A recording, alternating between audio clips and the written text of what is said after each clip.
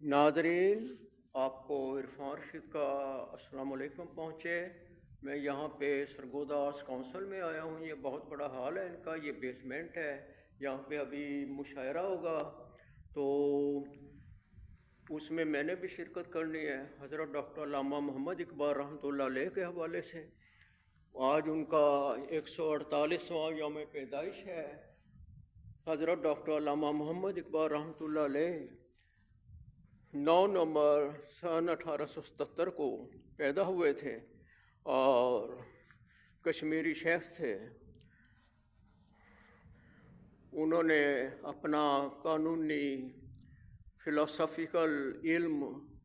اور اردو اور فارسی ادب سے متعلقہ شاعری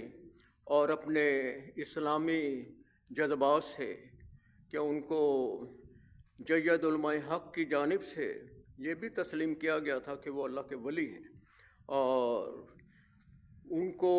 حکیم الامت، شاعر مشرق، شاعر اسلام جیسے القابات حاصل ہوئے تھے۔ وہ ان کے جذبہ حصول پاکستان کے حوالے سے، اور انہوں نے تحریک آزادی پاکستان میں جو نمایاں کردار ادا کیا، حضرت قائد اعظم محمد علی جناح رحمۃ اللہ علیہ، حضرت فاطمہ محترمہ فاطمہ جناح رحمۃ اللہ علیہ،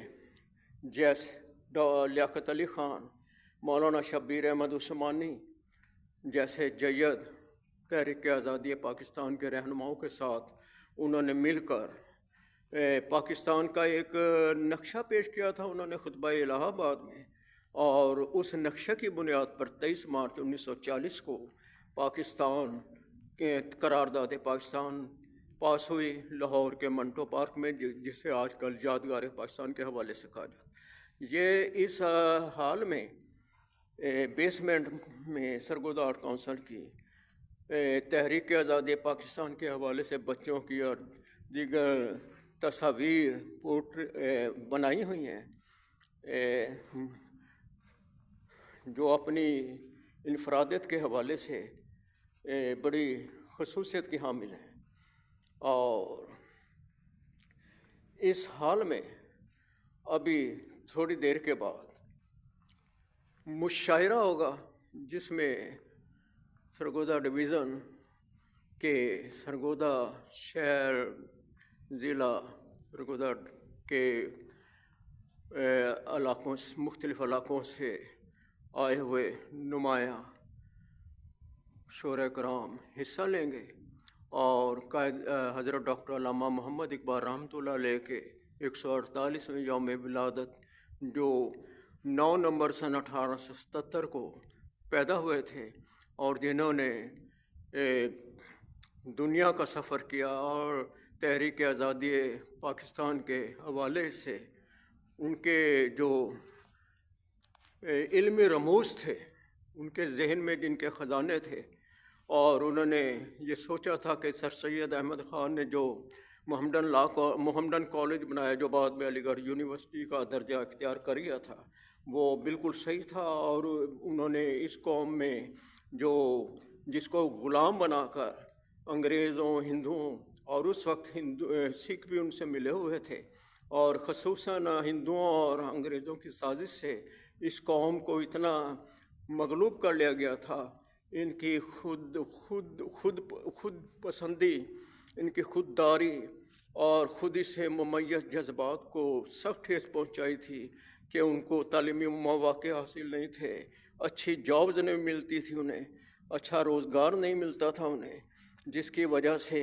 وہ ملک زندگی کے مختلف میدانوں میں اپنے کار نمایاں انجام نہیں دے سکتے تھے۔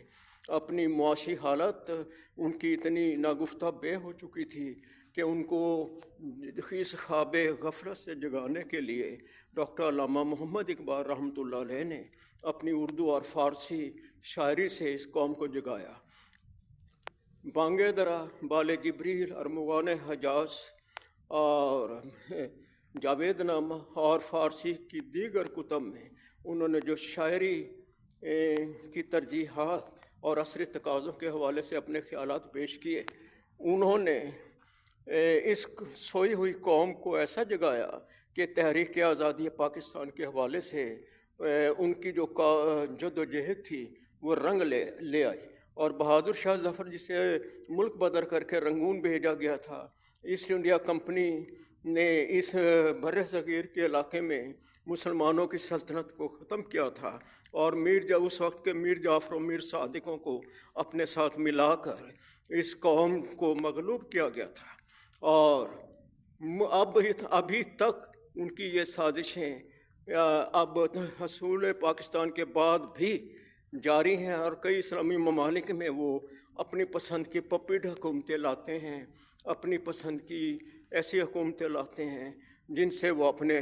معدنیات کے وسائل پہ ڈکیتی کرنے کے لیے اور ان ممالک میں اپنے مفادات کو پورا کرنے کے لیے سازشیں کرتے رہتے ہیں۔ اور ان سازشوں سے ڈاکٹر علامہ محمد اقبال نے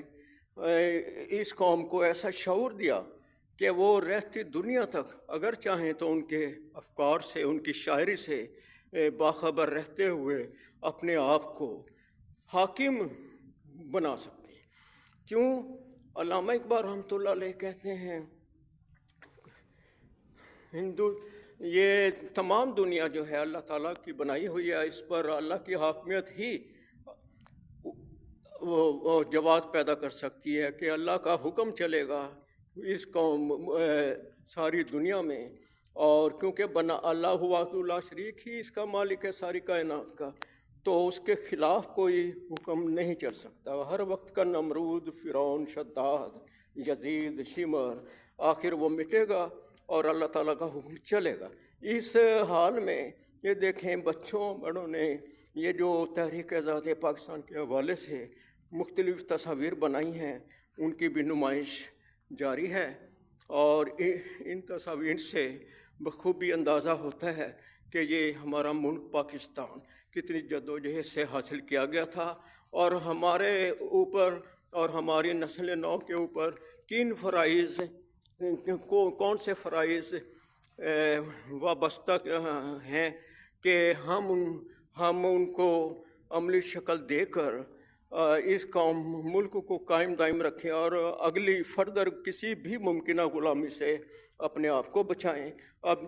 جیسا کہ علامہ اقبال رحمۃ اللہ علیہ نے فرمایا تھا، ستیزہ کار رہا ہے ازل سے تائم روز، چراغ مصطفی سے شرار بولا بھی، اور خودی کو کر بلند اتنا